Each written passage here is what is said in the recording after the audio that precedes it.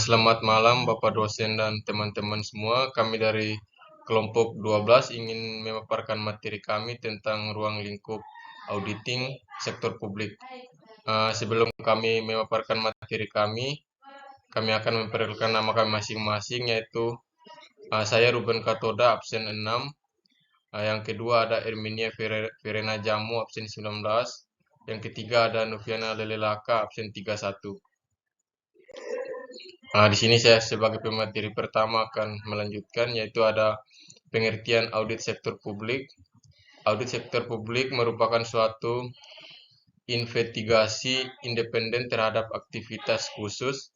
Mekanisme audit merupakan suatu mekanisme yang menggerakkan akuntabilitas dalam pengelolaan sektor pemerintah, BUMN, atau instan pengelola aset negara, serta organisasi sektor publik lainnya seperti yayasan, LSM, dan partai politik. Berikutnya ada pengertian audit sektor publik. Menurut Indra Bastian, tahun 2007 adalah jasa penyelidikan bagi masyarakat atas organisasi publik dan politikus yang sudah mereka danai. Sedangkan pengertian audit sektor publik menurut Igusti Agung Rai tahun 2008 adalah audit sektor publik adalah kegiatan yang ditunjukkan terhadap entitas yang menyediakan pelayanan dan menyediakan barang yang pembiayaannya berasal dari penerimaan pajak dan penerimaan negara, lamanya dengan tujuan untuk membandingkan antara kondisi yang ditemukan dengan kriteria yang ditetapkan. Yang berikutnya ada karakteristik audit sektor publik. Karakteristik manajemen sektor publik yang berkaitan erat dengan kebijakan dan pertimbangan politik serta ketentuan peraturan perundang-undangan. Auditor sektor publik harus memberikan perhatian yang memadai pada hal-hal tersebut. Perbedaan antara audit sektor privat dan audit sektor publik adalah sebagai berikut. Perbedaan antara sektor yaitu ada uraian audit sektor privat, audit sektor publik. Yang pertama ada pelaksanaan audit. Pelaksanaan audit yaitu ada kantor akuntansi publik, lembaga audit pemerintah, dan juga KAP yang ditunjuk oleh audit pemerintah. Yang kedua ada objektif audit, perusahaan atau entitas swasta, entitas, program, kegiatan, dan fungsi yang berkaitan dengan pelaksanaan pengelolaan dan tanggung jawab keuangan negara sesuai peraturan perundang-undang. Yang ketiga ada standar audit yang digunakan, standar profesional akuntansi publik atau SPAP yang dikeluarkan oleh IE. Standar pemerintah keuangan negara SPKN yang dikeluarkan oleh BPK.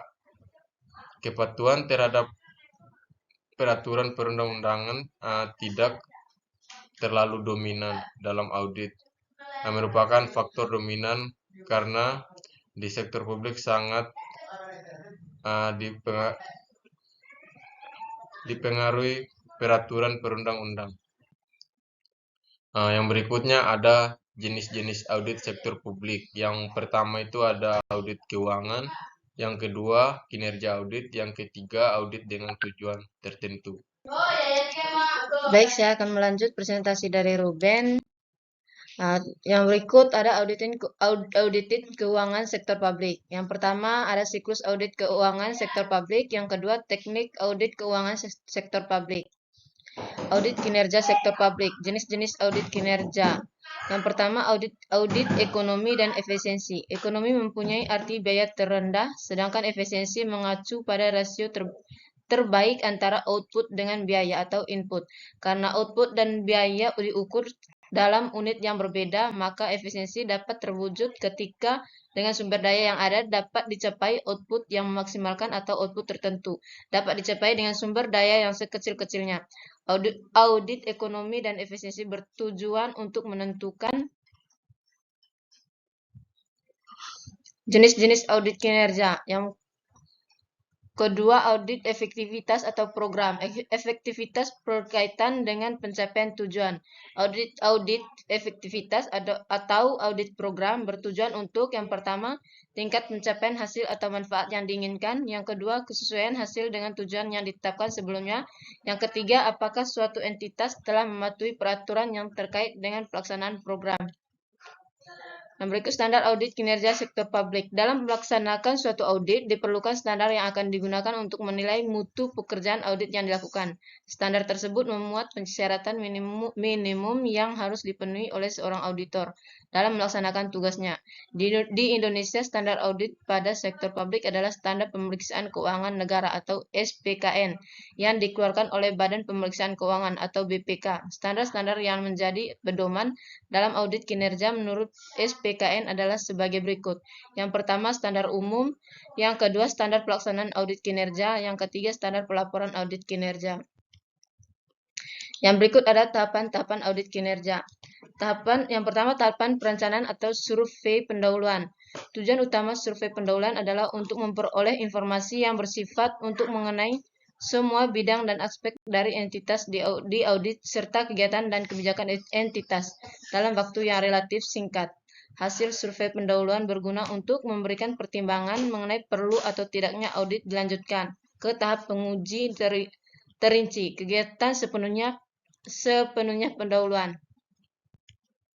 Yang berikut, yang kedua, tahapan pelaksanaan atau pengujian terinci. Tujuan utama pengujian terinci adalah untuk menilai apakah kinerja entitas yang diaudit sesuai dengan kriteria, menyimpulkan apakah tujuan-tujuan audit tercapai, dan mengidentifikasi kemungkinan-kemungkinan untuk memperbaiki kinerja entitas yang diaudit, yang akan dituangkan dalam rekomendasi kepada audit.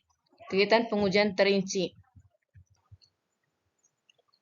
Di sini saya akan melanjutkan presentasi dari Ermi, yaitu tahap pelaksanaan atau pengujian terinci. Tujuan utama pengujian terinci adalah untuk menilai apakah kinerja entitas yang diaudit sesuai dengan kriteria, menyimpulkan apakah tujuan-tujuan audit tercapai, dan mengidentifikasikan kemungkinan-kemungkinan untuk memperbaiki kinerja entitas yang diaudit, yang akan dituangkan dalam rekomendasi kepada audit. Kegiatan pengujian terinci.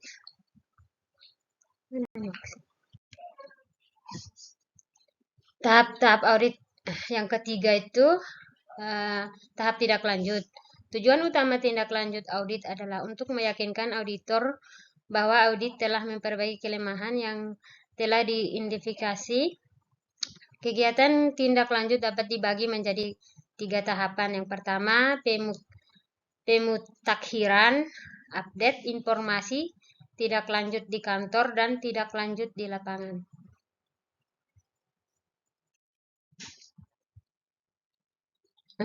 Manfaat audit kinerja, peningkatan kinerja. Itu ada 7. Yang pertama, mengidentifikasikan permasalahan dan alternatif penyelesaiannya. Yang kedua, mengidentifikasikan sebab-sebab aktual, tidak hanya gejala atau perkiraan-perkiraan dari suatu permasalahan yang dapat diatasi oleh kebijakan manajemen atau tindakan lainnya.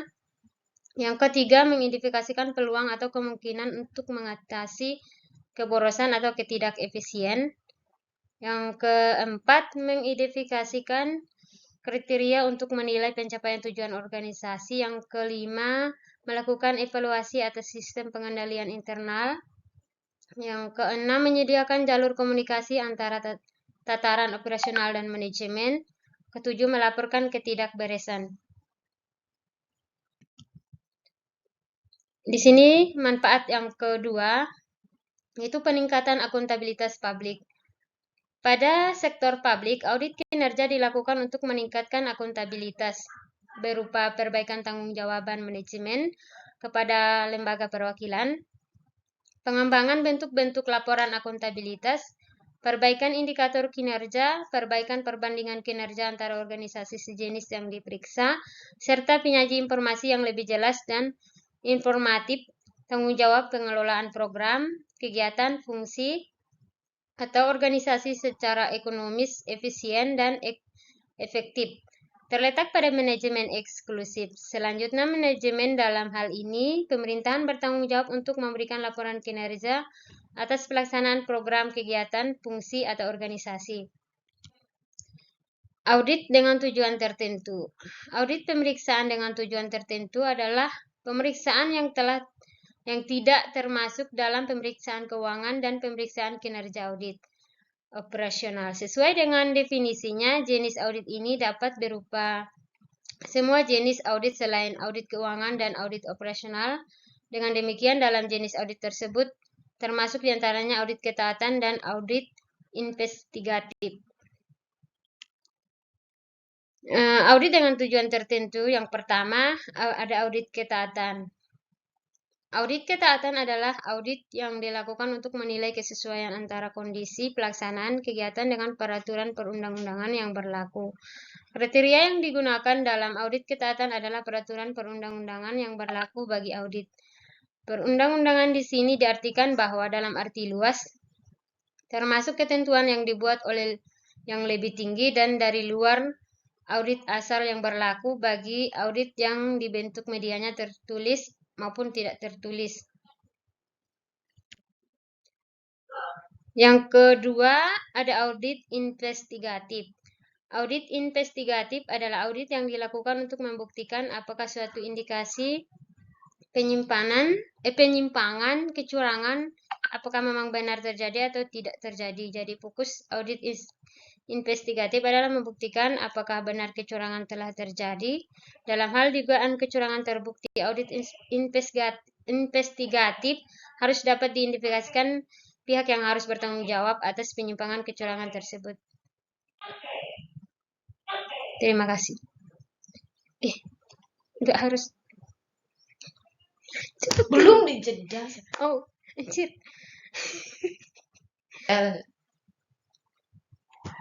Demikian presentasi dari kami. Selanjutnya kami buka sesi tanya jawab. Terima kasih.